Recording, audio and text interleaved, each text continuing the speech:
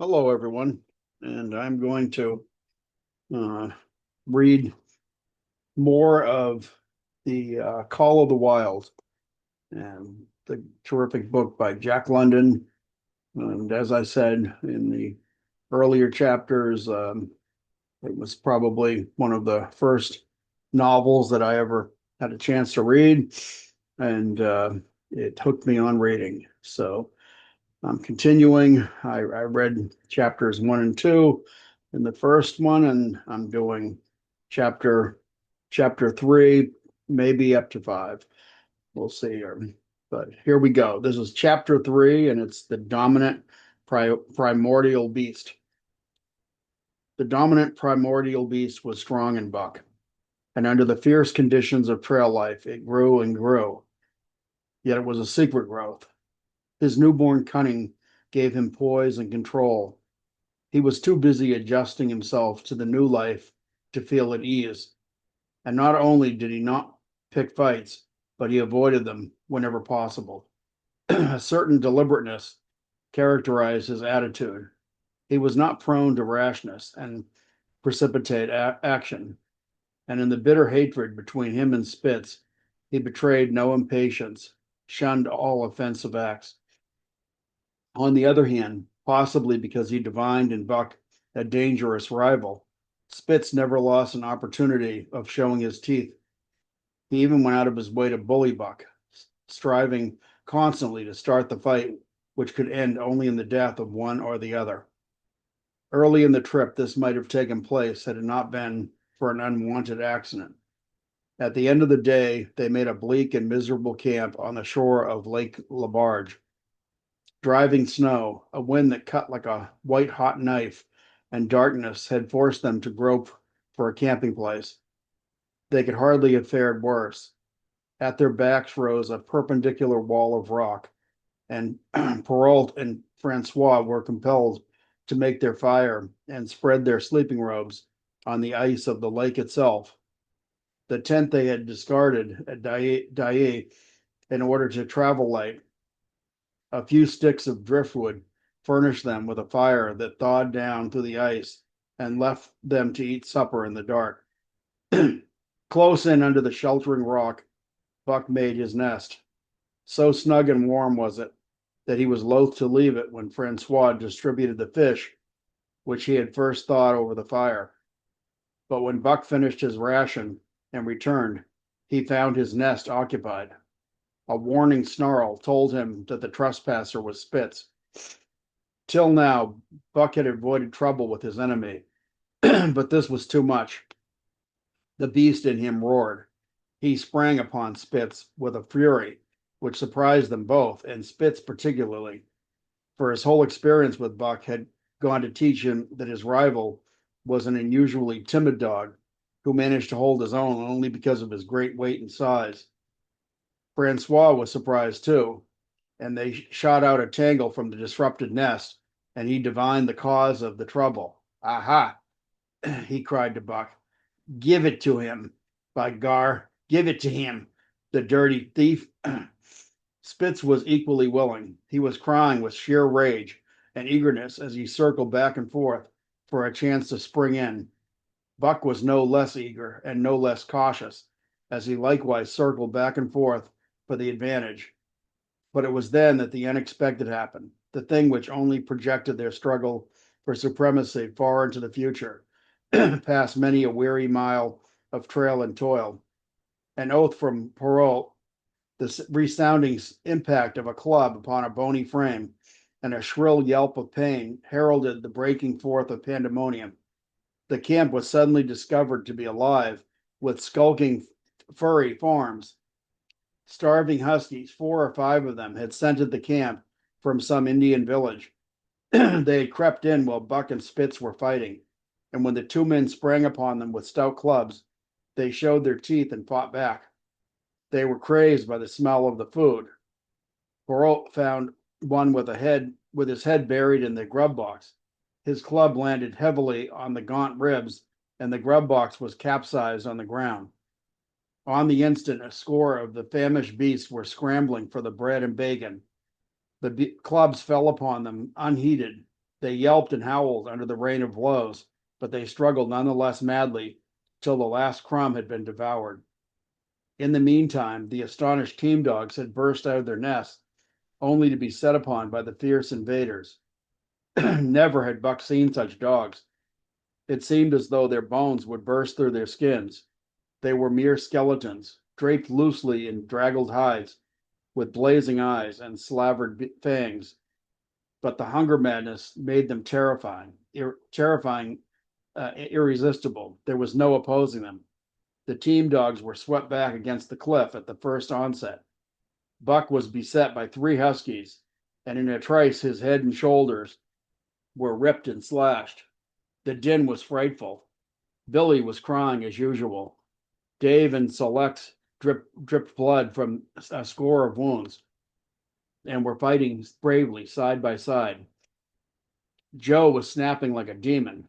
Once his teeth closed on the foreleg of a husky, and he crunched down right through the bone. Pike, the malingerer, leaped upon the crippled animal, breaking its neck with a quick flash of teeth and a jerk. Buck got a frothing adversary by the throat and was sprayed with blood when his teeth sank through the jugular. The warm taste of it in his mouth goaded him to greater fierceness. He flung himself upon another, and at the same time felt teeth sink into his own throat. It was Spitz, treacherously attacking him from the side. Perrault and Francois, having cleaned out their part of the camp, hurried to save their sled dogs. The wild wave of famished beasts rolled back before them, and Buck shook himself free, but it was only for a moment. The 2 men were compelled to run back to save the grub, upon which the huskies returned to the attack on the team. Billy, terrified into bravery, sprang through the savage circle and fled away over the ice. Pike and Dub followed on his heels, with the rest of the team behind.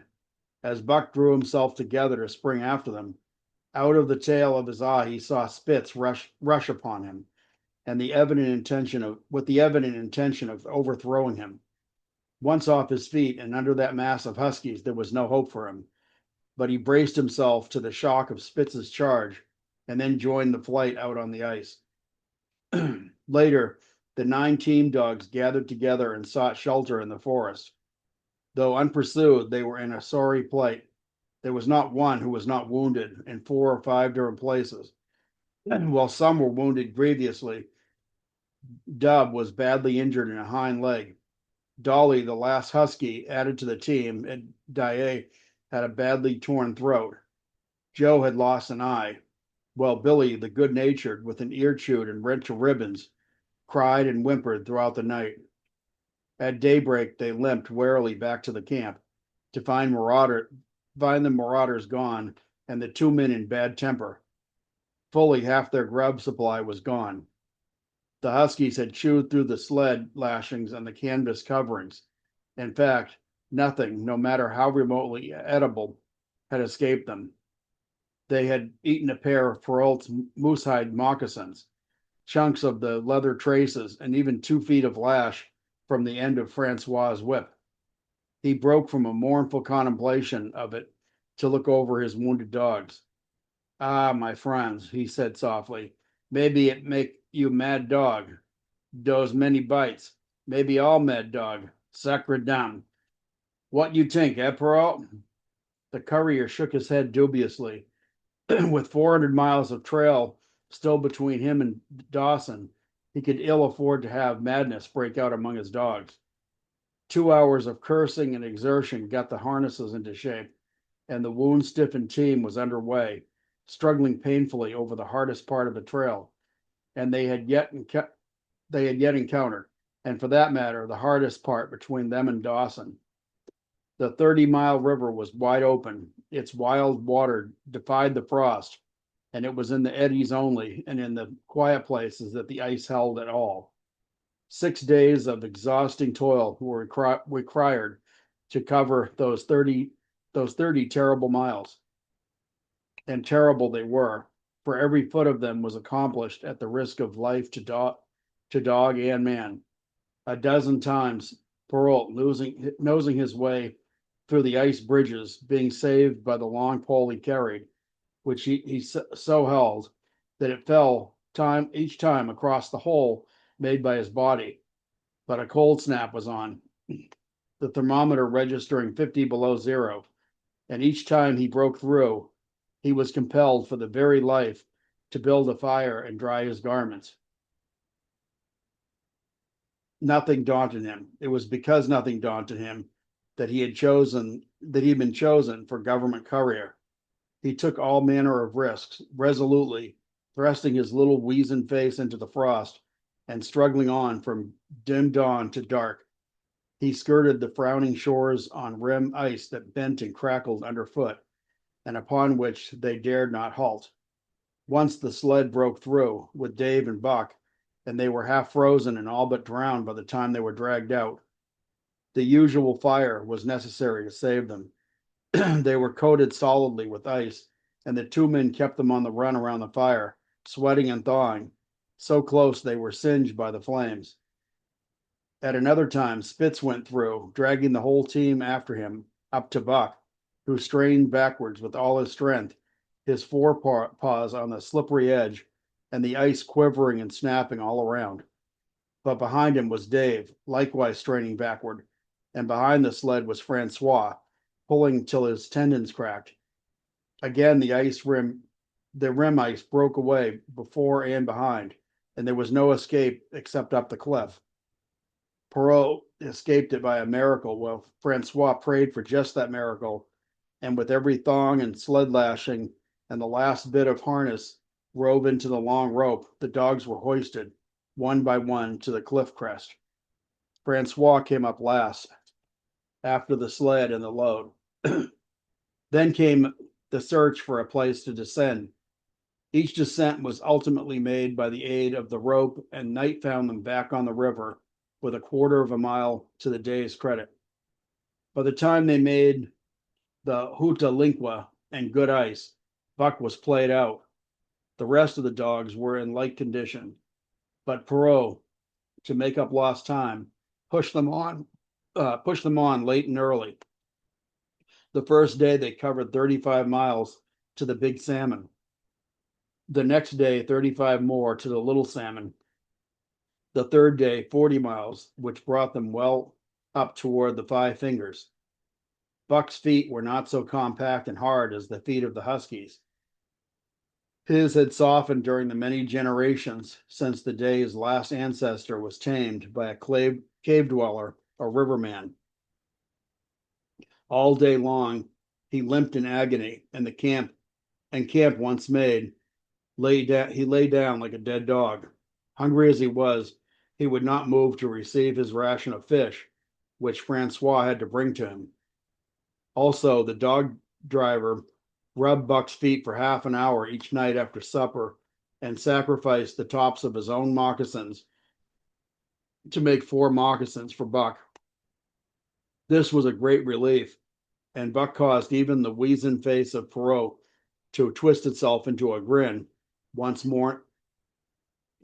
morning when Francois forgot the moccasins and Buck lay on his back, his 4 feet waving appealingly in the air, and he refused to budge without them. Later, his feet grew hard to the trail, and the worn-out footgear was thrown away. At the Pelly one morning, as they were harnessing up, Dolly, who had never been conspicuous for anything, went suddenly mad. She announced her condition by a long, heartbreaking wolf howl that sent every dog bristling with fear, and then she sprang right for Buck. He had never seen a dog go mad, nor did he have any reason to fear madness. Yet he knew that here was horror, and he fled away from it in a panic. Straight away he raced, with Dolly panting and frothing, one leap behind him. Nor could she gain on him, so great was his terror, nor could he leave her, so great was her madness. He plunged through the wooden breast of the island, flew down to the lower end, and crossed a back channel filled with rough ice to another island, gained a third island, curved back to the main river, and in desperation started to cross it. And all the time, though he did not look, he could hear her snarling, with just one leap behind. Francois called to him a quarter of a mile away, and he doubled back, still one leap ahead. gasping painfully for air and putting all his faith in that Francois would save him. The dog driver held the axe poised in his hand, and as Buck shot past him, the axe crashed down upon Mad Dolly's head. Buck staggered over against the sled, exhausted, sobbing for breath, helpless, and this was Spitz's opportunity. He sprang upon Buck, and twice his teeth sank into an unresisting foe and ripped and tore the flesh to the bone. Then Francois's lash descended, and Buck had the satisfaction of watching Spitz receive the worst whipping as yet administered to any of the teams. One devil dat Spitz, remarked Perrault. Someday him kill dat Buck. Well, dat Buck two devils, was Francois's rejoinder. All the time I watch dat Buck, I know for sure. Listen, some damn fine day, him get mad like hell, and den him chew dat Spitz all up and spit him out on the snow. Sure, I know. From then on, it was war between them. Spitz, as lead dog and acknowledged master of the team, felt his supremacy threatened by this strange Southland dog, and strange Buck was to him, for of the many Southland dogs he had known, not one had shown up worthily in camp and on trail. They were all too soft, dying under the toil, the frost, and starvation. Buck was the exception. He alone endured and prospered, matching the Huskies in strength, savagery, and cunning. Then he was a masterful dog, and what made him most dangerous was the fact that the club of the man in the red sweater had knocked all blind pluck and rashness out of his desire for mastery. He was preeminently cunning, and he could bide his time, and with a patience that was nothing less than primitive. It was inevitable that the clash for leadership should come. Buck wanted it. He wanted it because it was his nature, because he had been gripped tightly by that nameless and incomprehensible pride of the trail and trace, that pride which holds dogs that toil to the last gasp, which lures them to die joyfully in the harness and breaks their hearts if they are cut out of the harness. This was the pride of Dave as wheel dog, of Select as he pulled with all his strength, the pride that laid hold of them at break of camp, transforming them from sour and sullen brutes into straining, eager, ambitious creatures that prided themselves and spurred them on all day and dropped them at pitch of camp at night, letting them fall back into gloomy unrest and uncontent. This was the pride that bore up Spitz and made him thrash the sled dogs who blundered and shirked in the traces or hid away at harness time in the morning. Likewise, it was this pride that made him fear Buck as a possible lead dog, and this was Buck's pride too. He openly threatened the other's leadership. He came between him and the shirks he should have punished, and he did it deliberately. One night there was a heavy snowfall, and in the morning, Pike, the malingerer, did not appear. He was securely hidden in his nest under a foot of snow. Francois called him and sought him in vain. Spitz was wild with wrath. He raged through the camp, smelling and digging in every likely place, snarling so frightfully that Pike heard it and shivered in his hiding place. But when he was at last unearthed and Spitz flew at him to punish him, Buck flew in with equal rage, in between. So unexpected was it, and so shrewdly managed, that Spitz was hurled backward and off his feet. Pike, who had been trembling abjectly, took heart at this mutiny and sprang upon his overthrown leader. Buck, to whom fair play was a forgotten code, likewise sprang upon Spitz. But Francois, chuckling at the incident, while unswerving in the administration of justice, brought his lash down upon Buck with all his might. This failed to drive Buck from his prostrate rival, and the butt of the whip was brought into play. Half stunned by the blow, Buck was knocked backward, and the lash laid upon him again and again, while Spitz soundly punished the many times offending Pike. In the days that followed, as Dawson grew closer and closer, Buck still continued to interfere between Spitz and the culprits, but he did it craftily now, when Francois was not around. With the covert mutiny of Buck, a general insubordination sprang up and increased. Dave and Selects were unaffected, but the rest of the team went from bad to worse. Things no longer went right. There was continual bickering and jangling. Trouble was always afoot, and at the bottom of it was Buck. He kept Francois busy, for the dog driver was in constant apprehension of the life and death struggle between the two, which he knew must take place sooner or later. And on more than one night, the sounds of quarreling and strife among the other dogs turned him out of his sleeping robe, fearful that Buck and Spitz were at it.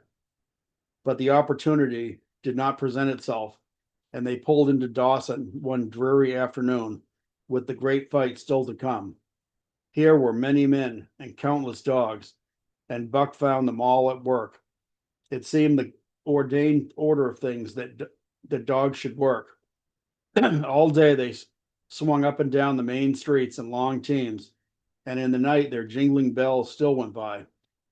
They hauled cabin logs and firewood, freighted up to the mines, and did all manner of work that horses did in the Santa Clara Valley.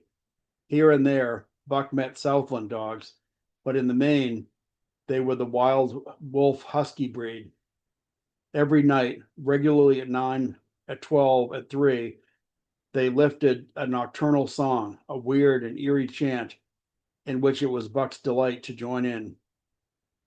With the aurora borealis flaming coldly overhead, are the stars leaping in the frost dance, and the land numb and frozen under its pall of snow, this song of the huskies might have been the defiance of life itself, only it was pitched in minor key, with long drawn wailings and half sobs, and it was more the pleading of life, the articulate travail of existence.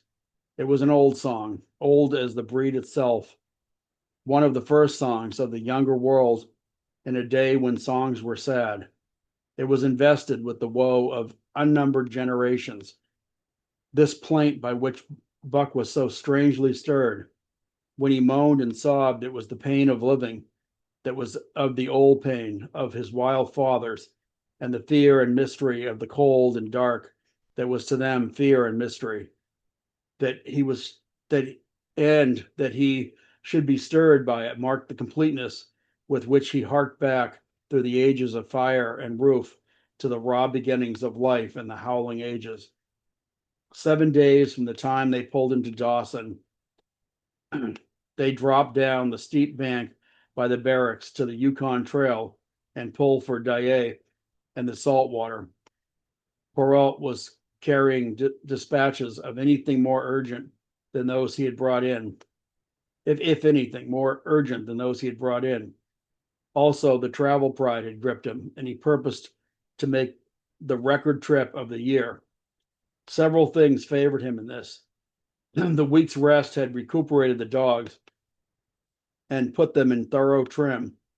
The trail they had broken into the country was packed hard by later journeyers, and further, the police had arranged in 2 or 3 places deposits of grub for dog and man, and he was traveling light. They made 60 miles, which is a 50-mile run, on the first day, and the second day saw them booming up the Yukon, well on their way to Pelly.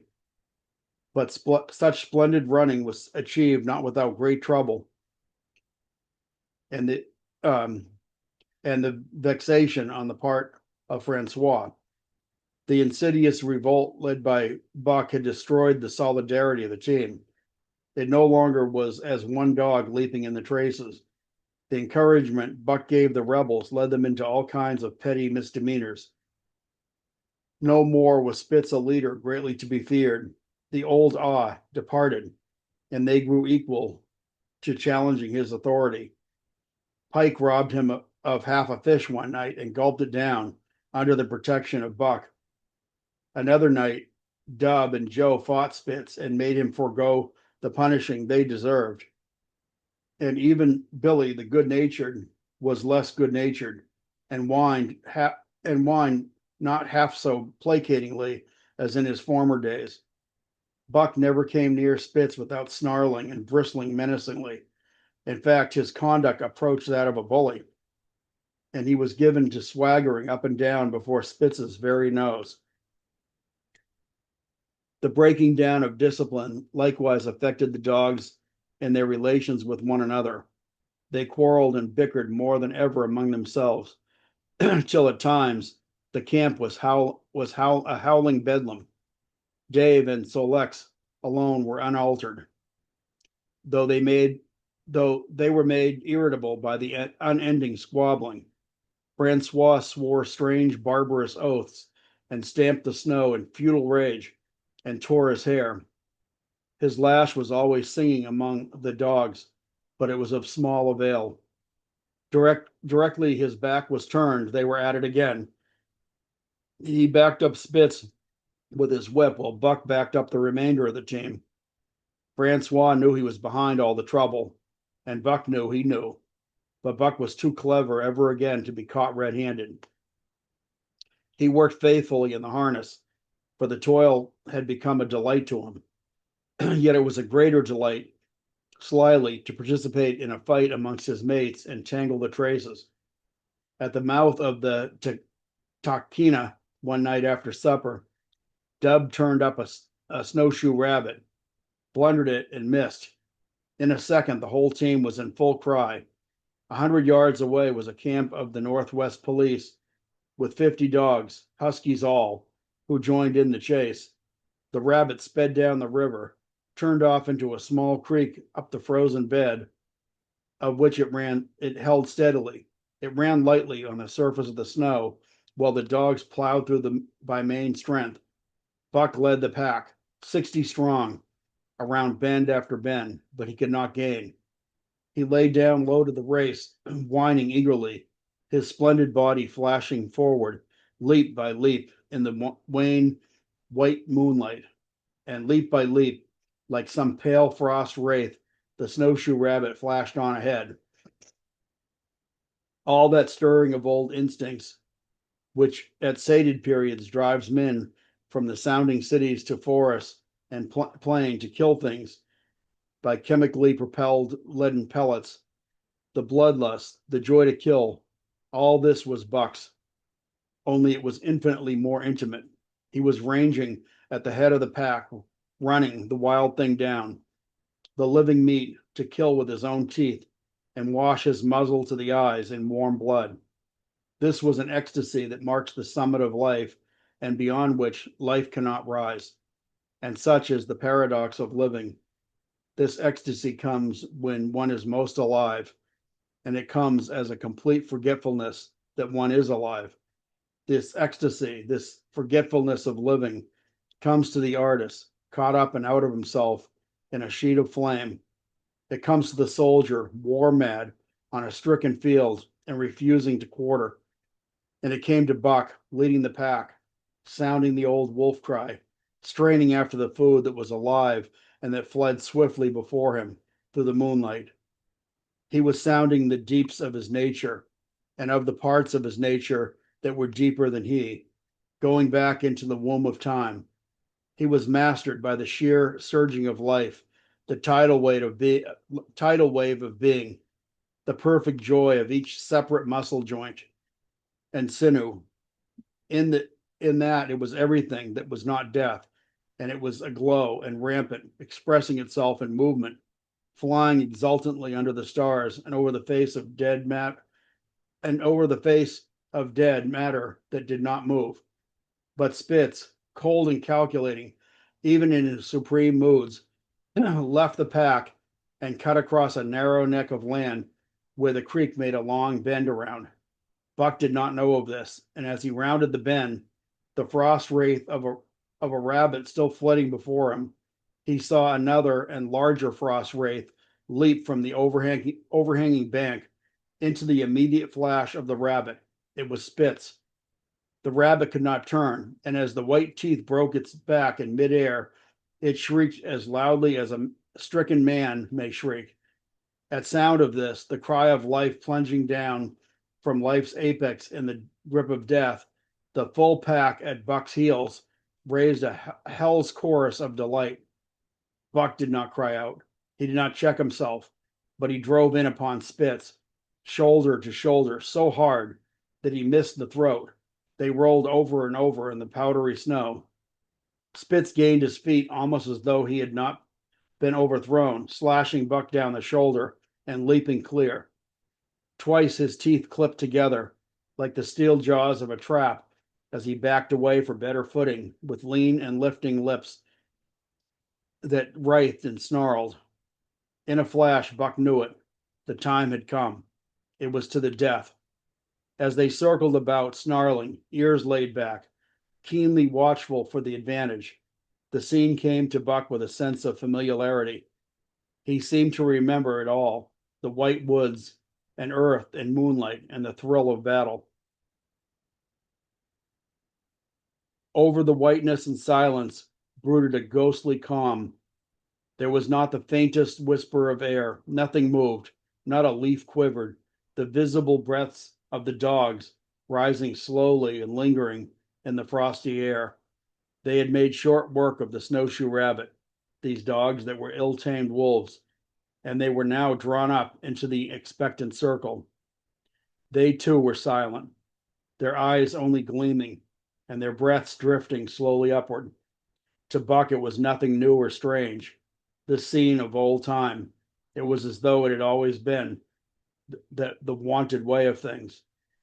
Spitz was a practiced fighter.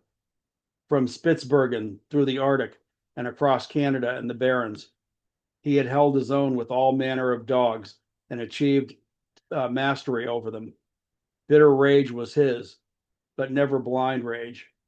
In passion to rend and destroy, he never forgot that his enemy was in like passion to rend and destroy.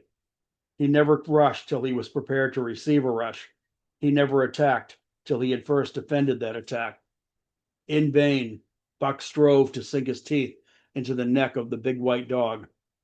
Wherever his fangs struck for the softer flesh, they were countered by the fangs of Spitz.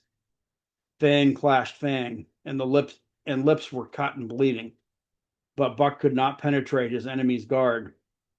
Then he warmed up and enveloped Spitz in a whirlwind of rushes. Time and time again, he tried for the snow-white throat, where life bubbled near the surface, and each time, and every time, Spitz slashed to him and got away. Then Buck took to rushing, as though for the throat, when suddenly, drawing back his head and curving in from the side, he would drive his shoulder in at the shoulder of Spitz as a ram by which to overthrow him. But instead, Buck's shoulder was slashed down each time as Spitz leaped lightly away. Spitz was untouched, while Buck was streaming with blood and panting hard. The fight was growing desperate, and all the while the silent and wolfish circle waited to finish off whichever dog went down. As Buck grew winded, Spitz took to rushing, and he kept him staggering for footing. Once Buck went over, and the whole circle of 60 dogs started up, but he recovered himself almost in midair, and the circle sank down again and waited. But Buck possessed a quality that made for greatness, imagination. He fought by his instinct, but he could fight by head as well. He rushed as though attempting the old shoulder trick, and at the last instant he swept low to the snow and in. His teeth closed on Spitz's left foreleg. There was a crunch of breaking bone, and the white dog faced him on 3 legs. Thrice he tried to knock him over, and then repeated the trick and broke the right foreleg. Despite the pain and helplessness, Spitz struggled madly to keep up. He saw the silent circle with gleaming eyes, lolling tongues and silvery breaths drifting upward, closing in upon him as he had seen similar circles close in upon beaten antagonists in the past.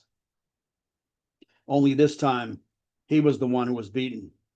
There was no hope for him, and Buck was inexorable. Mercy was a thing reserved for gentler climbs. He maneuvered for the final rush. The circle had tightened until he could feel the breaths of the huskies on his flanks. He could see them beyond Spitz and to either side, half crouching for the spring, their eyes fixed upon him. A pause seemed to fall. Every animal was motionless, as though turned to stone. Only Spitz quivered and bristled as he staggered back and forth, snarling with horrible menace, as though to frighten off his own impending death. Then Buck sprang in and out, and while he was in, shoulder had at last squarely met shoulder. The dark circle became a dot on the moon-flooded snow as Spitz disappeared from view. Buck stood and looked on, the successful champion, the dominant primordial beast who had made his kill and found it good. And that was chapter 4, or 3, sorry. This is chapter 4, Who Has Won to Mastership. What I say. I speak true when I say that Buck two devils. This was Francois' speech next morning when he discovered Spitz missing and Buck covered with wounds. He drew him to the fire and by its light pointed them out. "Dat Spitz fight like hell," said Perrault as he surveyed the gaping rips and cuts. "And Buck fight like two hells," was Francois' answer. "And now we make good time. No more Spitz, and no more trouble, sure." Well, Perrault backed the camp outfit and packed the camp outfit and loaded up the sled. The dog driver proceeded to harness the dogs. Buck trotted up to the place Spitz would have occupied as leader, but Francois, not noticing, brought Solex to the coveted position. In his judgment, Solex was the best lead dog left. Buck sprang upon Solex in a fury, driving him back and standing in his place. Eh, Francois cried, slapping his thighs gleefully. "Look at that Buck. Him kill that Spitz and him take his job." "Go away, Chook," he cried, but Buck refused to budge. He took Buck by the scruff of the neck, and though the dog growled threateningly, dragged him to one side and replaced Solex. The old dog did not like it and showed plainly that he was afraid of Buck.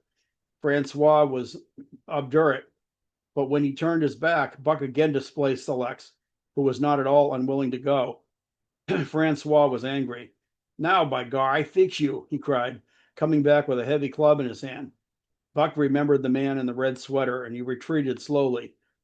Nor did he attempt to charge in when Solex was once more brought forward, but he circled just beyond the range of the club, snarling with bitterness and rage. And while he circled, he watched the club so as to dodge it if thrown by Francois, for he had become wise in the way of clubs. The driver went about his work, and he called to Buck when he was ready to put him in his old place in front of Dave. Buck retreated 2 or 3 steps. Francois followed him up, whereupon he again retreated. After some time of this, Francois threw down the club, thinking that Buck feared a thrashing, but Buck was in open revolt. He wanted not to escape a clubbing, but to have that leadership. It was his by right. He had earned it, and he would not be content with less. Perrault took a hand. Between them, they ran about for the better part of an hour. They threw clubs at him. He dodged them. They cursed him and his fathers and mothers before him, and all his seed to come after him, down to the remotest generation, and every hair in his body and drop of blood in his veins. And he answered curse with snarl and kept right out of their reach. He did not try to run away, but retreated around and around the camp, advertising plainly that it was his desire that when his desire was met, he would come in and be good. Francois sat down and scratched his head. Perrault looked at his watch and swore. Time was flying, and they should have been on the trail an hour ago. Francois scratched his head again. He shook it and grinned sheepishly at the courier, who shrugged his shoulders in a sign that they were beaten. Then Francois went up to where Solex stood, and he called to Buck. Buck laughed as dogs laughed, yet kept his distance. Francois unfastened Solex's traces and put him back in his old place. The team stood harnessed to the sled in an unbroken line, ready for the trail. There was no place for Buck save at the front. Once more Francois called, and once more Buck laughed and kept away. "Throw down that club," Perrault commanded. Francois complied, upon which Buck trotted in, laughing triumphantly, and swung around into position at the head of the team. His traces were fastened and the sled broken out, and both men and with both men running, they dashed out onto the river trail. Highly as the dog driver had forevalued Buck with his two devils, he found while the day was yet young that he was undervalued. At a bound, Buck took up the duties of his leadership, and where judgment was required and quick thinking and quick acting, he showed himself the superior even of Spitz, of whom Francois had never seen an equal. But it was in giving the law and making his mates live up to it that Buck really excelled. Dave and Selects did not mind the change in leadership. It was none of their business. Their business was to toil and toil mightily in the traces. So long as they were not interfered with, they did not care what happened. Billy, the good-natured, could lead for all they cared, so long as he kept order. The rest of the team, however, had grown unruly during the last days of Spitz, and their surprise was great now that Buck proceeded to lick them into shape. Pike, who pulled at Buck's heels and had never put an ounce more of his weight against the breastband than he was compelled to, was swiftly and repeatedly shaken for loafing, and ere the first day was done, he was pulling more than ever before in his life. The first night in camp, Joe, the sour one, was punished roundly, a thing that Spitz had never succeeded in doing. Buck simply smothered him by virtue of superior weight and cut him up till he ceased snapping and began to whine for mercy. The general tone of the team picked up immediately. It recovered its old solidarity, and once more the dogs leaped as one dog in the traces. At the river rapids, two native huskies, Teak and Kuna, were added, and the celerity with which Buck broke them in took away Francois's breath. "Never such a dog as that Buck," he cried. "No, never. Him worth $1,000, by gar. What you say, Perrault?" And Perrault nodded. He was ahead of the record then, and gaining day by day. The trail was in excellent condition, well packed and hard, and there was no new fallen snow with which to contend with. It was not too cold. The temperature dropped to 50 below zero and remained there the whole trip. The men rode and ran by turn, and the dogs were kept on the jump, with but infrequent stoppages. The 30-mile river was comparatively coated with ice, and they covered in one day going out what had taken them 10 days coming in. In one run, they had made a 60-mile dash from the foot of Lake Labarge to the White Horse Rapids, across Marsh, Tagish, and Bennett, 70 miles of lakes. They flew so fast that the man whose turn it was to run towed behind the sled at the end of a rope. And on the last night of the second week, they topped White Pass and down the sea slope with the lights of Skagway and of the shipping at their feet. It was a record run. Each day for 14 days, they had averaged 40 miles. For 3 days, Perrault and Francois threw chests up and down the main street of Skagway and were deluged with the invitation to drink. While the team was the constant center of a worshipful crowd of dogbusters and mushers, then 3 or 4 Western badmen aspired to clean out the town and were riddled like pepper boxes for their pains, and public interest turned to other idols. Next came official orders. Francois called Buck to him, threw his arms around him, wept over him, and that was the last of Francois and Perrault. Like other men, they passed out of Buck's life for good. A Scottish half-breed took charge of him and his mates, and in company with a dozen other dog teams, he started back over the weary trail to Dawson. It was no light running now, nor record time, but heavy toil each day, with a heavy load behind, for this was the mail train, carrying word from the world to the men who sought gold under the shadow of the pole. Buck did not like it, but he bore up well to the work, taking pride in it after the manner of Dave and Selects, and seeing that his mates, whether they prided in it or not, did their fair share. It was a monotonous life, operating with a machine-like regularity. One day was very much like another. At a certain time each morning, the cooks turned out. Fires were built and breakfast was eaten. Then, while some broke camp, others harnessed the dogs, and they were underway in an hour or so before the darkness fell, which gave warning of dawn. Each night, camp was made. Some pitched the flies, others cut firewood and pine boughs for the beds, and still others carried water or ice for the cooks. Also, the dogs were fed. To them, this was the one feature of the day, though it was good to loaf around after the fish was eaten for an hour or so with the other dogs, of which there were 5 score and odd. There were fierce fighters among them, but 3 battles with the fiercest brought Buck to mastery, so that when he bristled and showed his teeth, they got right out of his way. Best of all, perhaps, he loved to lie near the fire, his hind legs crouched under him, forelegs stretched out in front, head raised, and eyes blinking dreamily at the flames.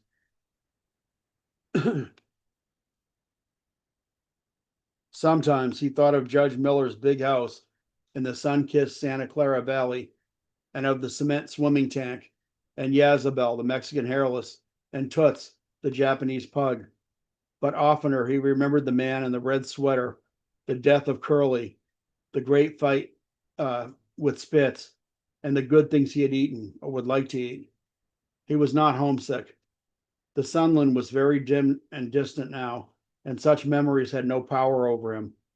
Far more potent were the memories of his heredity that gave things he had never seen before a seeming familiarity. The instincts which were but the memories of his ancestors became habits, which had lapsed in later days and still later in him, quickened and became alive again. Sometimes, as he crouched there, blinking dreamily at the flames, it seemed that the flames were of another fire, and that as he crouched by this other fire, he saw another different man from the half-breed cook before him.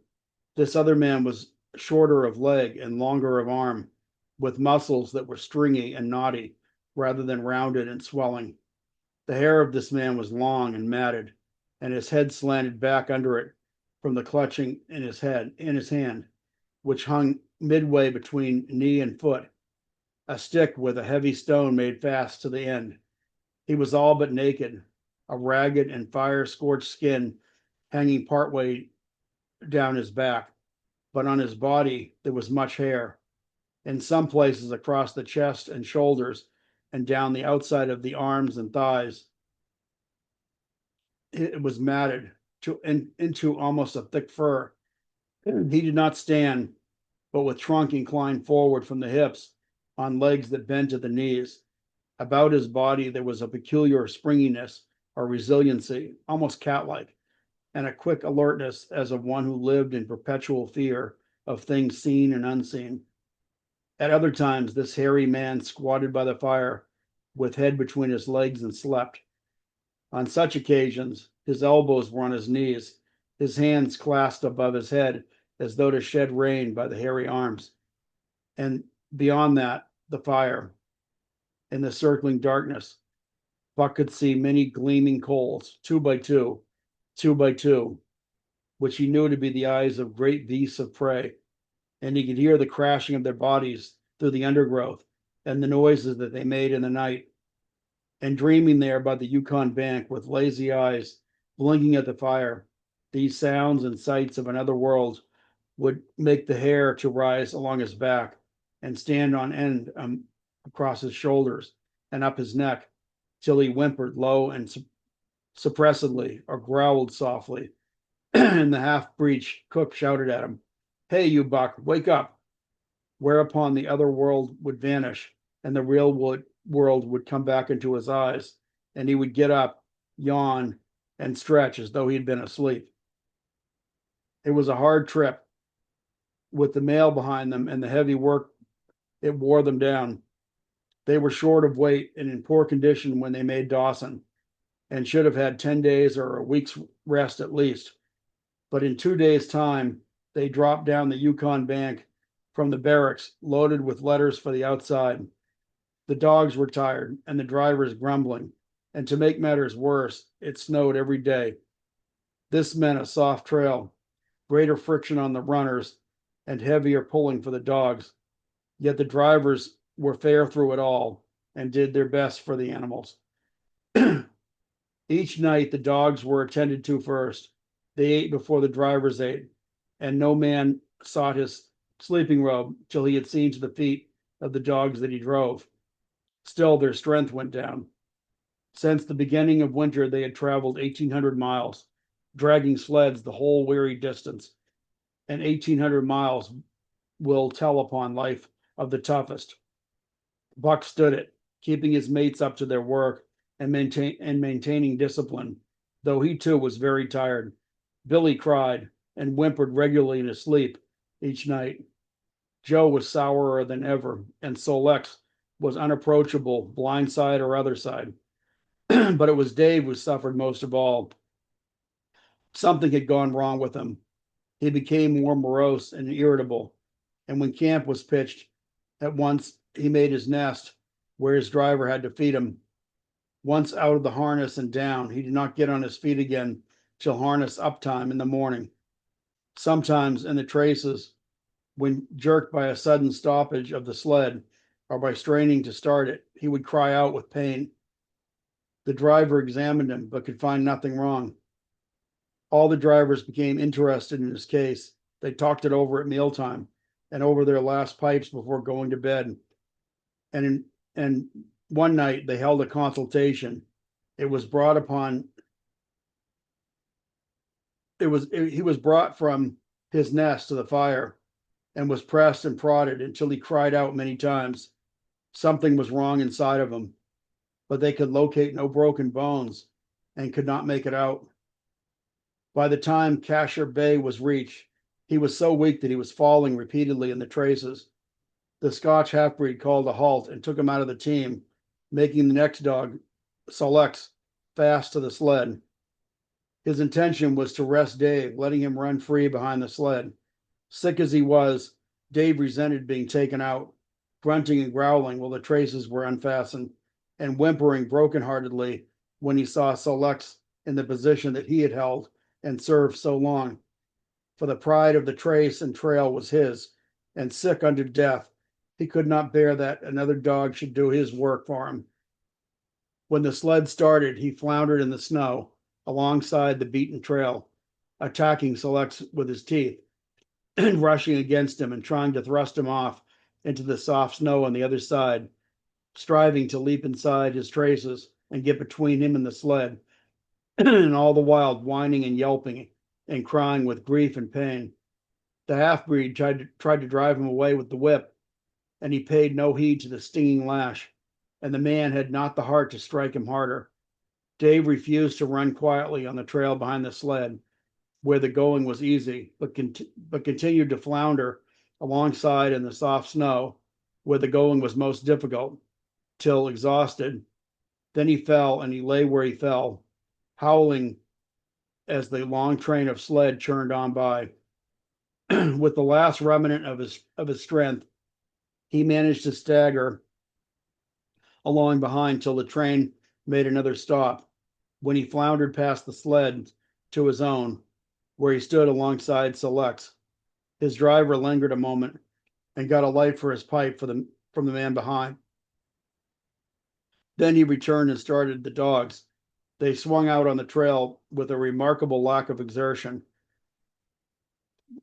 turned their heads uneasily, and stopped in surprise. The driver was surprised too. The sled had not moved. He called his comrades to witness the sight. Dave had bitten through both of Sol-leks's traces and was standing directly in front of the sled in his proper place. He pleaded with his eyes to remain there. The driver was perplexed. His comrades talked of how a dog would break its heart through being denied the work that had killed it, and recalled instances they had known where dogs too old for the toil or injured had died because they were cut out of the traces. Also, they held it a mercy, since Dave was going to die anyway, that he should die in the traces, heart easy and content. And so he was harnessed in again, and proudly he pulled as of old, though more than once he cried out involuntarily from the bite of his inward hurts. Several times he fell down and was dragged in the traces, and once the sled ran upon him so that he limped thereafter in one of his hind legs. But he held out till camp was reached, when his driver made a place for him by the fire. Morning found him too weak to travel.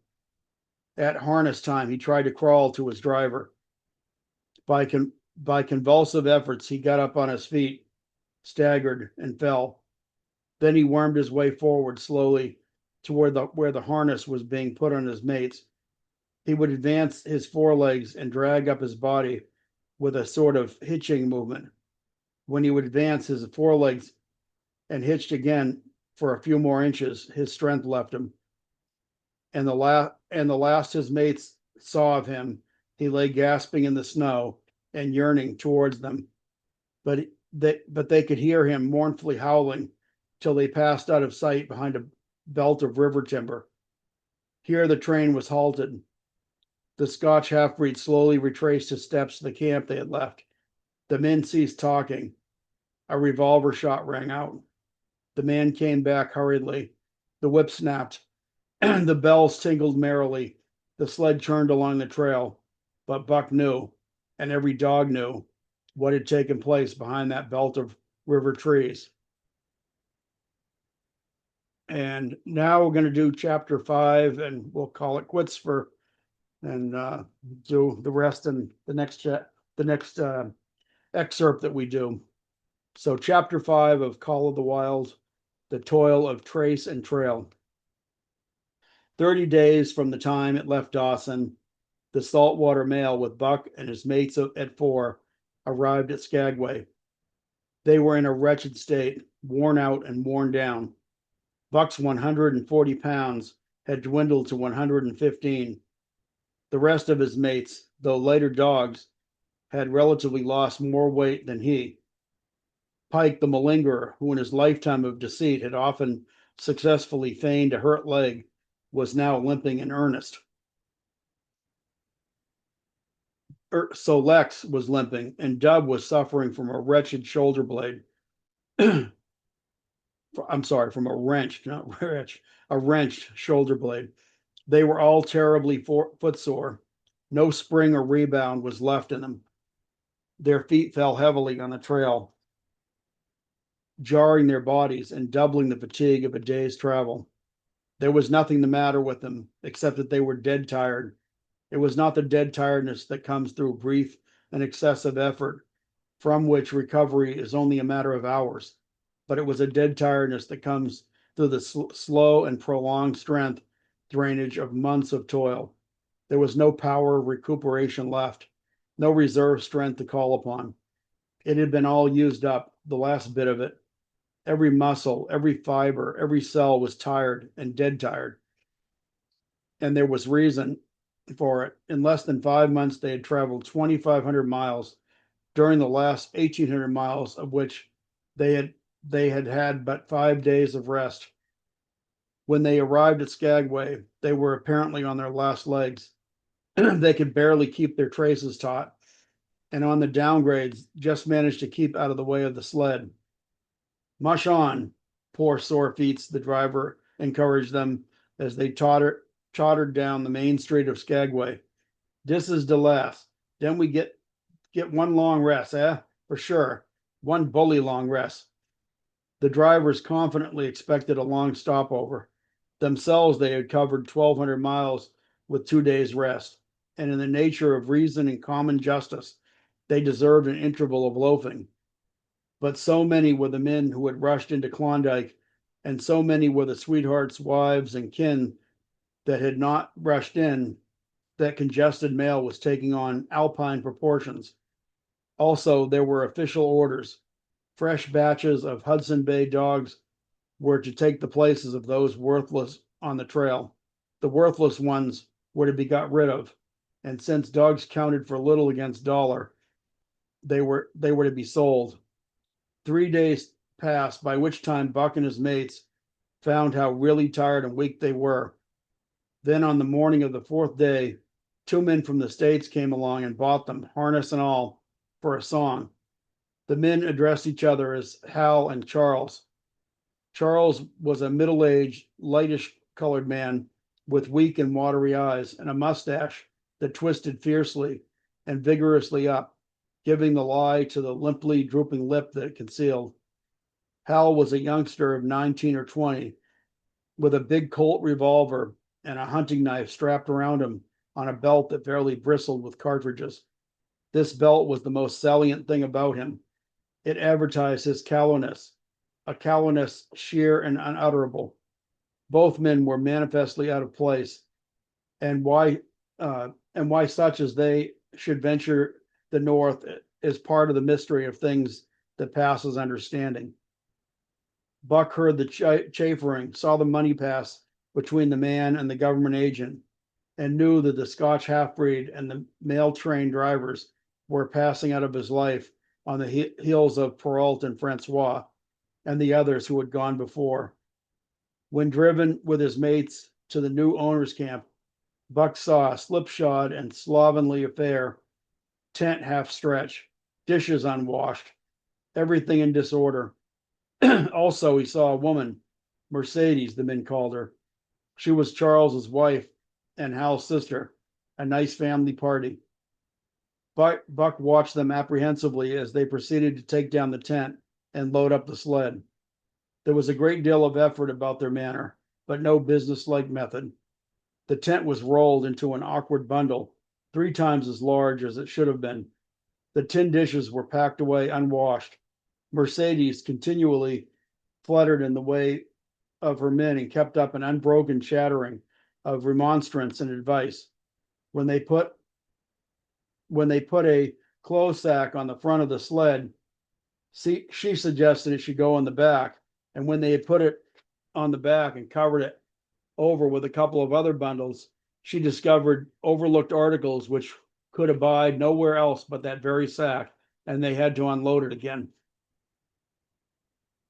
3 men from a neighboring tent came out and looked on, grinning and winking at one another. You've got a right smart load as it is, said one of the men, and it's not me should tell you your business, but I wouldn't tote that tent along if I was you. Undreamed of, cried Mercedes, throwing up her hands in a dainty dismay. However in the world could I manage without a tent? It's springtime, and you won't get any more cold weather, the man replied. She shook her head decidedly, and Charles and Hal put the last odds and ends on top of the mountainous load. Think it'll ride? One of the men asked. Why shouldn't it?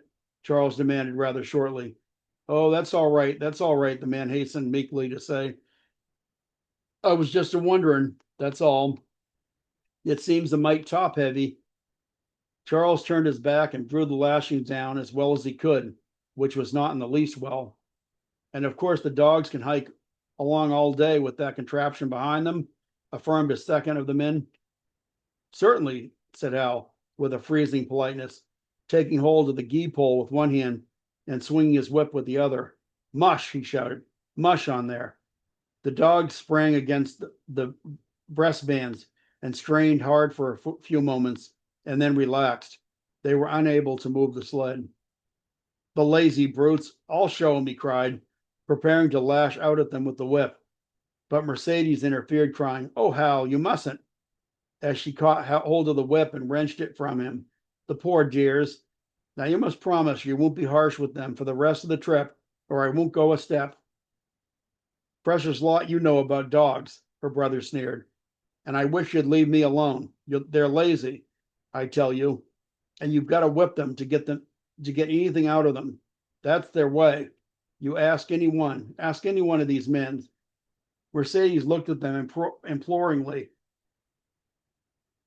untold repugnance at the sight of pain written in her pretty face. They're weak as water, if you want to know, came the reply of one of the men. They're plumb tuckered out. That's what's the matter. They just need a rest. Rest be damned, said Hal with his beardless lips, and Mercedes said, Oh, in pain and sorrow at the oath. But she was a clannish creature and rushed at once to the defense of her brother. Never mind that man, she said pointedly. You're driving our dogs, and you do what you think is best with them. Again, Hal's whip fell upon the dogs. They threw themselves against the breastbands, dug their feet into the packed snow, got down low to it, and put all their strength. The sled held as though it was an anchor. After two more efforts, they stood still, panting. The whip was whistling savagely when once more Mercedes interfered. She dropped on her knees before Buck with tears in her eyes and put her arms around his neck. You poor, poor dears, she cried sympathetically. Why don't you pull hard? Then you wouldn't be whipped. Buck did not like her, but he was feeling too miserable to resist, taking it as part of the day's miserable work.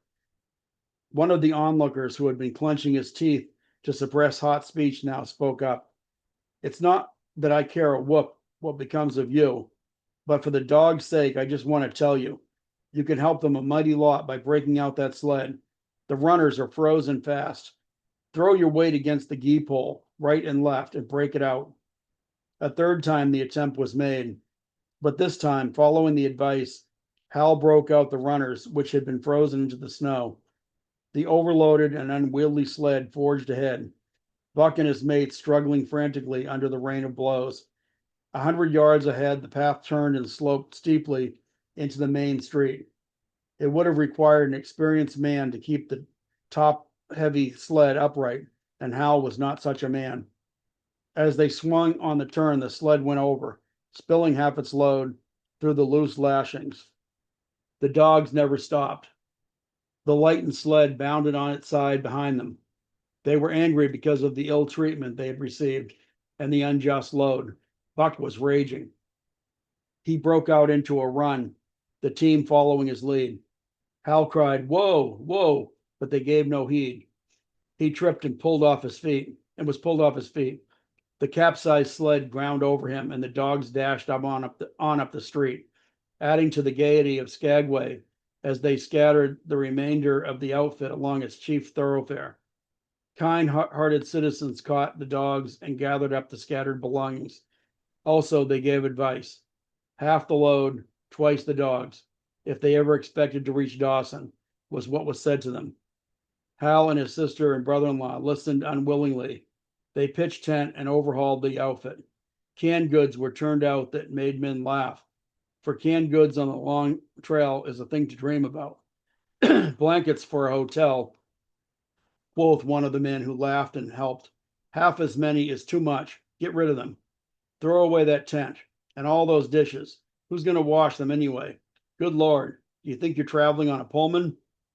And so it went, the inexorable examination of the superfluous. Mercedes cried when her clothing bags were dumped on the ground and article after article was thrown out. She cried in general, and she cried in particular over each discarded thing. She clasped hands about knees, rocking back and forth brokenheartedly. She averred that she would not go an inch, not for a dozen Charleses. She appealed to everybody and to everything.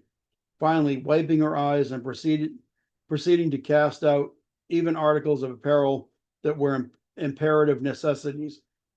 And in her zeal, when she had finished with her own, she attacked the belongings of her men and went through them like a tornado.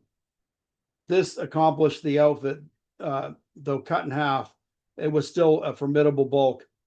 Charles and Hal went out in the evening and bought 6 outside dogs. These added to the 6 of the original team, Antique and Kuna. The Huskies obtained at the Rink Rapids on the record trip brought the team up to 14.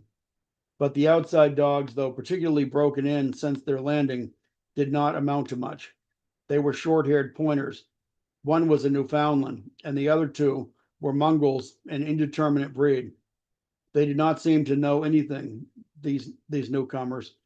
Buck and his comrades looked upon them with disgust, and though he speedily taught them their place and what not to do, he could not teach them what to do. They did not take kindly to trace and trail. With the exception of the 2 mongrels, they were bewildered and spirit-broken by the strange, savage environment in which they found themselves, and by the ill treatment they had received. The 2 mongrels were without spirit at all.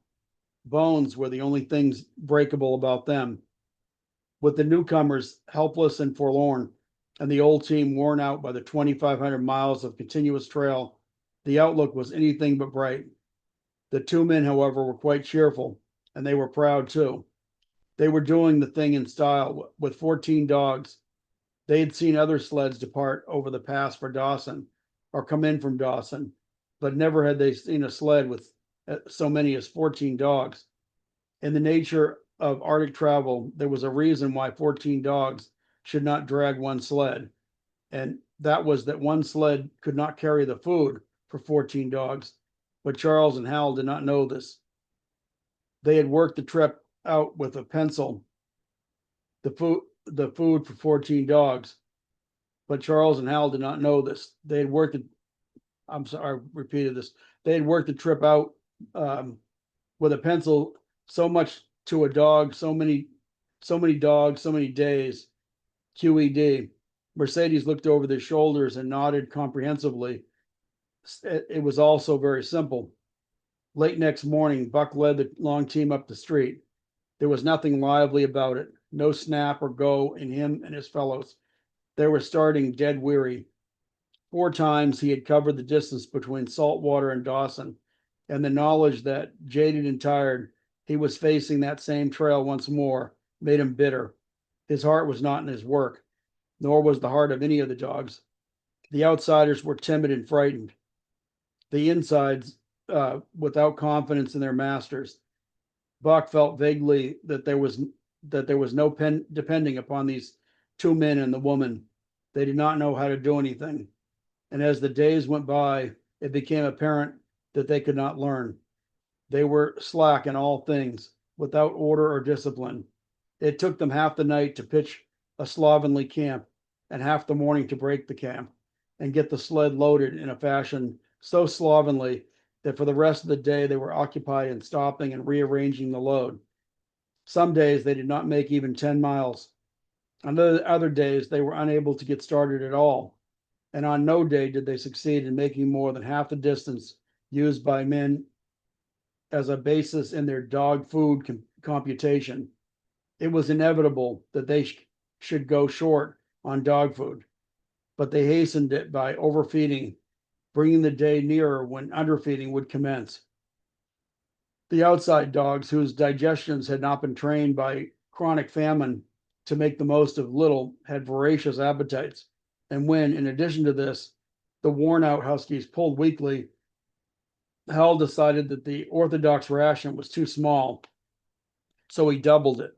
And to cap it all, when Mercedes, with tears in her pretty eyes, got a quaver in her throat, could not cajole him into giving the dogs still more, she stole the fish sacks and fed them slyly. But it was not food that Buck and the huskies needed, but rest. And though they were making poor time, the heavy load they dragged sapped their strength severely. Then came the underfeeding. Hal awoke one day to the fact that his dog food was half gone and the distance only a quarter covered. Further, that for love or money, no additional dog food was to be obtained. So he cut down even the orthodox rations and tried to increase the day's travel. His sister and brother-in-law seconded him, but they were frustrated by their heavy outfit and their own incompetence. It was a simple matter to give the dogs less food, but it was impossible to make the dogs travel faster, while their own inability to get underway earlier in the morning prevented them from traveling longer hours. Not only did they not know how to work dogs, but they did not know how to work themselves. The first to go was Dub. Poor blundering thief that he was, always getting caught and punished, he had nonetheless been a faithful worker. His wrenched shoulder blade, untreated and unrested, went from bad to worse, till finally Hal shot him with his big Colt revolver. It is a saying of the country that an outside dog starves to death on the ration of the husky. So the 6 outside dogs under Buck could do no less than die on half the ration of the husky. The Newfoundland went first, followed by the 3 short-haired pointers, the 2 mongrels hanging more grittily on to life, but going in the end. By this time, all the amenities and gentleness of the Southland had fallen away from the 3 people. Shorn of its glamour and romance, Arctic travel became to them a reality too harsh for their manhood and womanhood. Mercedes ceased weeping over the dogs, being too occupied with weeping over herself and with quarreling with her husband and brother. To quarrel was the one thing they were never too weary of to do. Their irritability arose out of their misery, increased with it, doubled upon it, outdistanced it. The wonderful patience of the trail, which comes to men who toil hard and suffer sore, and remain sweet of speech and kindly, did not come to these two men and women. They had no inkling of such a patience. They were stiff and in pain. Their muscles ached, their bones ached, their very hearts ached. And because of this, they became sharp of speech, hard of words, and hard words were first on their lips in the morning and last at night. Charles and Hal wrangled whenever Mercedes gave them a chance. It was the cherished belief of each that he did more than his share of the work, and neither forbore to speak this belief at every opportunity. Sometimes Mercedes sided with her husband, but sometimes with her brother. The result was a beautiful and unending family quarrel, starting from a dispute as to which should chop a few sticks for the fire, a dispute which concerned only Charles and Hal, presently would be lugged in by the rest of the family, fathers, mothers, uncles, cousins, people thousands of miles away, and some of them even dead.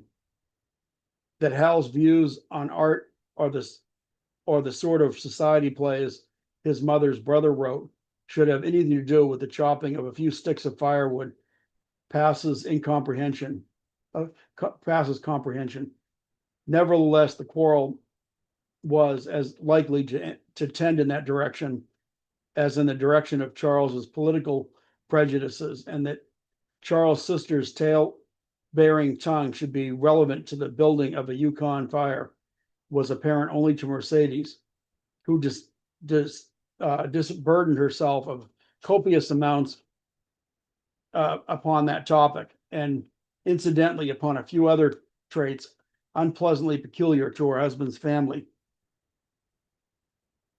In the meantime, the fire remained unbuilt, the camp half pitched, and the dogs unfed.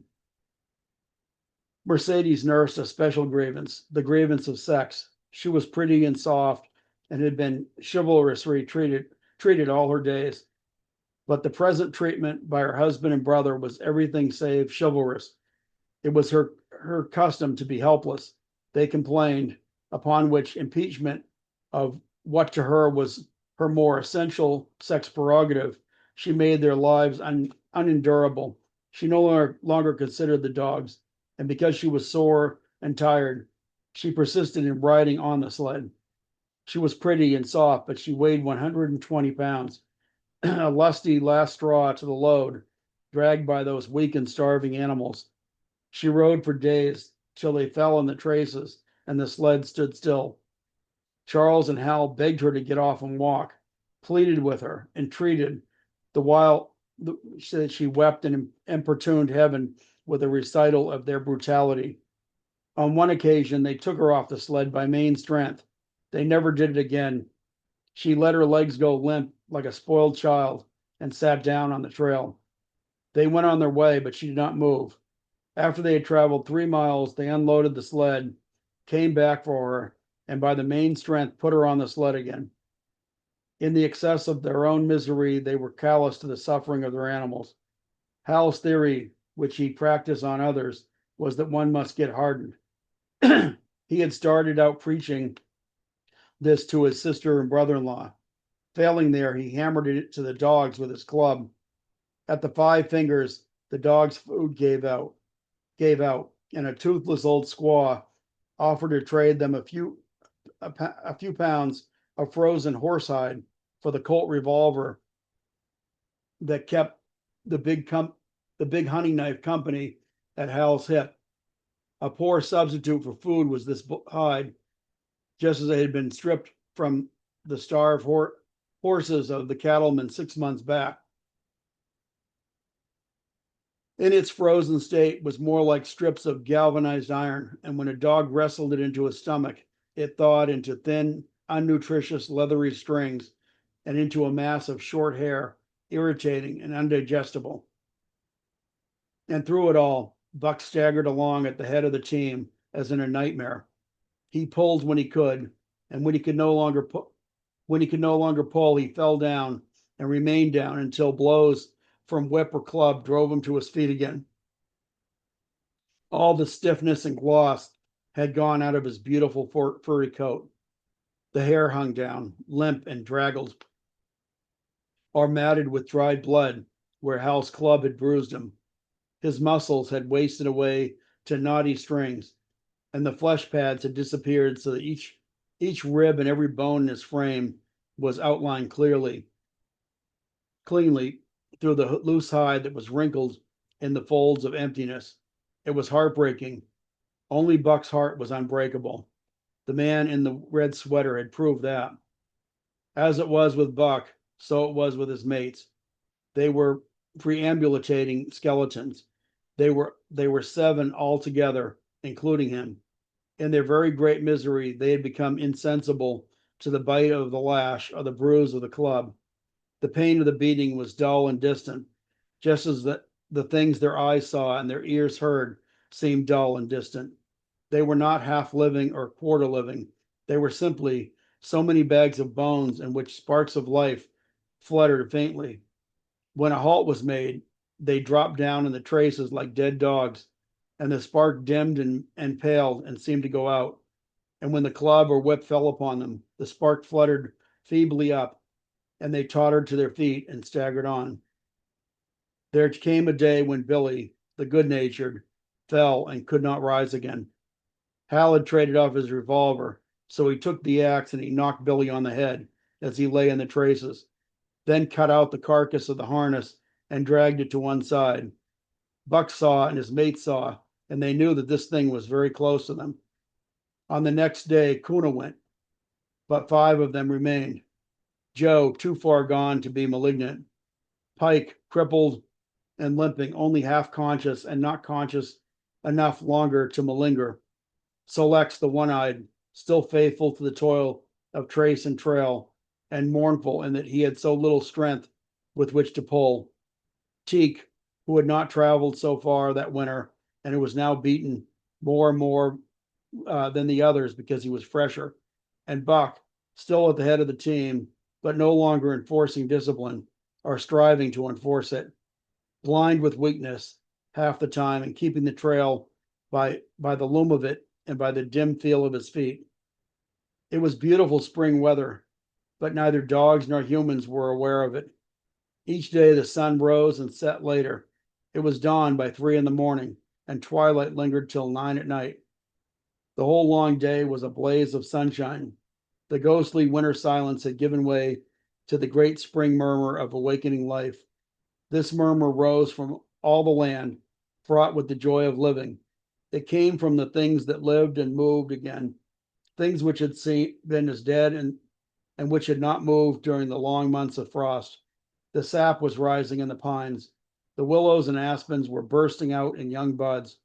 Shrubs and vines were putting on fresh garbs of green.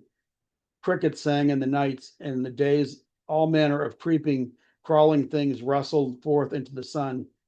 Partridges and woodpeckers were booming and knocking in the forest.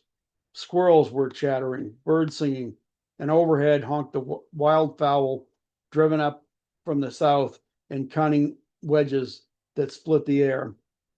From every hill slope came the trickle of running water, the music of unseen fountains. All things were thawing, bending, and snapping. The Yukon was straining to break loose the ice that had bound it down. It ate away from beneath the sun, ate from above. Air holes formed, fissures sprang and spread forth, while thin sections of ice fell through bodily into the river. And amid all this bursting, rending, and throbbing of awakening life, under the blazing sun and through the soft sighing breezes, like wayfarers to death, staggered the 2 men, the woman, and the huskies. With the dogs falling and failing, Mercedes weeping and riding, Hal swearing innocuously, and Charles' eyes wistfully watering, they staggered into John Thornton's camp at the mouth of White River. When they halted, the dogs dropped down as though they had all been struck dead.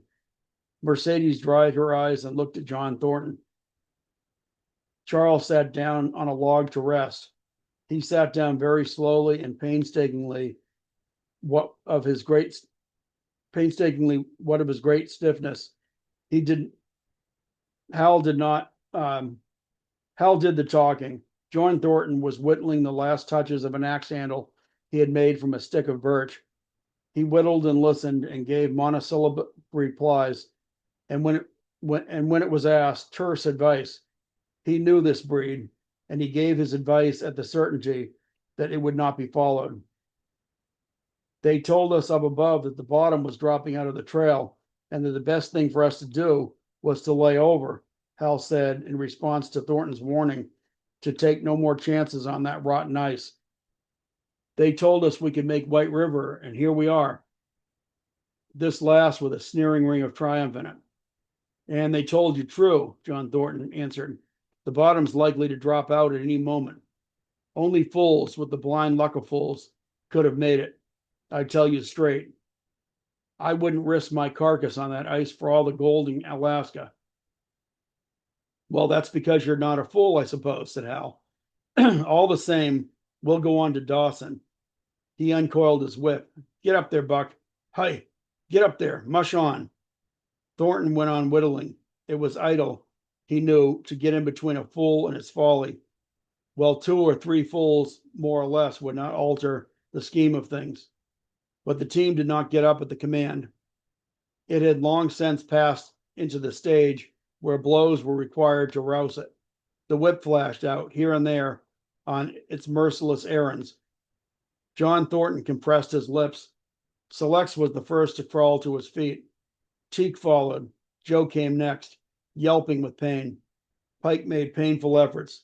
Twice he fell over when half up, and on his third attempt to rise, Buck made no effort.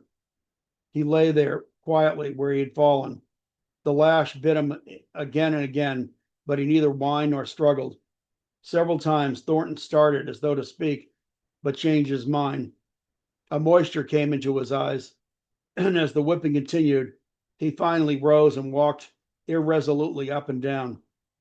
This was the first time Buck had failed in itself a sufficient reason to drive Hal into a rage. He exchanged the whip for his customary club, and Buck refused to move under the rain of heavier blows which now fell upon him. Like his mates, he was barely able to get up, but unlike them, he had made up his mind not to get up. He had a vague feeling of impending doom. This had been strong upon him when he pulled in to the bank, and it had not departed from him. What of the thin and rotten ice he had felt under his feet all day? It seemed that he sensed disaster close at hand. Out there ahead on the ice where his master was trying to drive him, he refused to stir. So greatly had he suffered, and so far gone was he, that the blows did not hurt him much.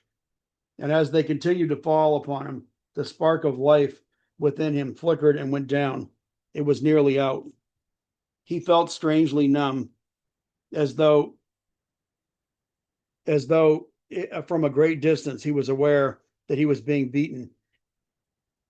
The last sensations of pain left him. He no longer felt anything, though very faintly he could hear the impact of the club upon his body, but it was no longer his body, it seemed, so very far away. And then suddenly, without warning, uttering a cry that was inarticulate and more like the cry of an animal, John Thornton sprang upon the man who wielded the club. Hal was hurled backwards as though struck by a falling tree. Mercedes screamed. Charles looked on wistfully, wiped his watery eyes, but did not get up because of his stiffness. John Thornton stood over Buck, struggling to control himself, too convulsed with rage to even speak. If you strike that dog again, he finally said, I'll kill you. He at last managed to say in a choking voice. It's my dog, Hal replied, wiping the blood from his mouth as he came back. Get out of the way or I'll fix you. I'm going to Dawson. Thornton stood between him and Buck and evinced no intention of getting out of the way. Hal drew his long hunting knife. Mercedes screamed, cried, laughed, and manifested the chaotic abandonment of hysteria. Thornton rapped Hal's knuckles with the axe handle. knocking the knife to the ground. He rapped his knuckles again as he tried to pick it up. Then he stooped, picked it up himself, and with 2 strokes, cut Buck's traces loose. Hal had no fight left in him. Besides, his hands were full with his sister, or his arms rather, while Buck was too near dead to be of further use in hauling the sled. A few minutes later, they pulled out from the bank and down the river. Buck heard them go and raised his head to see. Pike was leading.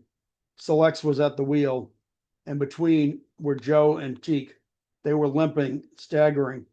Mercedes was riding the loaded sled. Hal guided at the gee pole, and Charles stumbled along in the rear.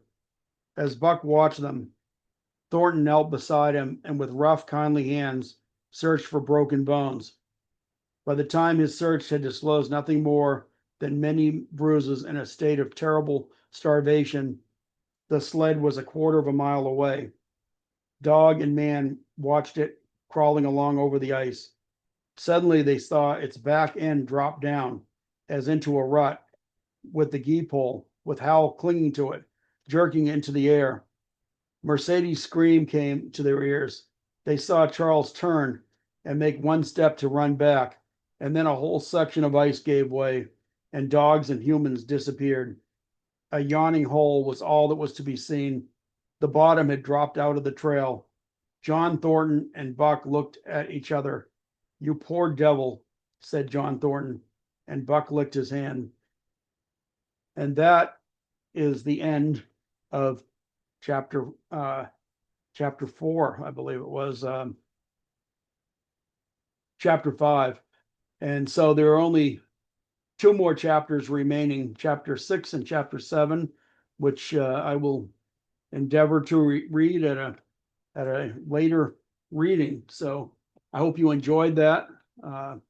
Got through a lot of the story and the Call of the Wild, and this story goes on, and the next chapters concern a new owner, a new life for Buck with his new owner, and it should be a good one. I hope you guys will enjoy it, and please come back and listen to the last part when I do that one.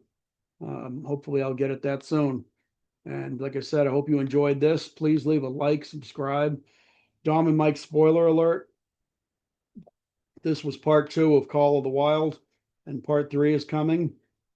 Please leave a like, subscribe, like I said, because it does support our channel and we could really use the help. So thank you very much for listening, and please come back and hear the rest. Thank you so much.